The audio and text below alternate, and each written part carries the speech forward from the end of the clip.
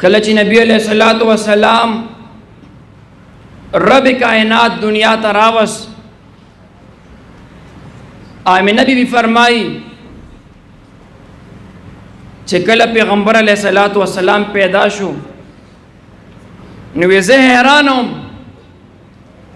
چې دا دومره خشته ماشوم، دا دومره خوبصورت ماشوم، حیران ده چې دومره خشته ماشوم ما تر اوسه پورې نه دی لیدلی. نو دا خو اره مور وایي چې ما نه دی لیدلی، لیکن دلته خبره بس نه ده. لږ ساعت پس اما حلیمه راله، فرمای امینه دا ته کومه خبره کې تاسو لیدلی دي؟ ستا خو بچی ته به اسم وې، ما نه تپوس وکړه، زه د مکې په کوڅو کوڅو کې ګرځم، اوسه پورې ما دومره خشته نه دی لیدلی چاته.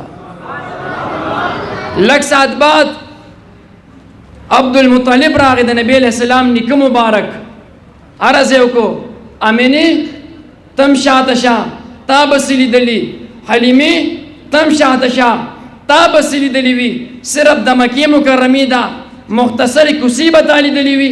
ما نه تپوس وکړه، زه تاجر یم، تجارت ته شام ته ځم، عراق ته ځم، مصر ته ځم، یمن ته ځم، اوسه پورې ما داسې خشته نه دی لیدلی. رب په خپله باندې ووې او د دنیا خلکو اے فرشتې، اے جبریله، تاسو به دا خبرې اله کولې، تاسو به د حضور په حسن باندې دغه بحث اله کو چې ما د محمد جان دې بل پیدا کړی مو.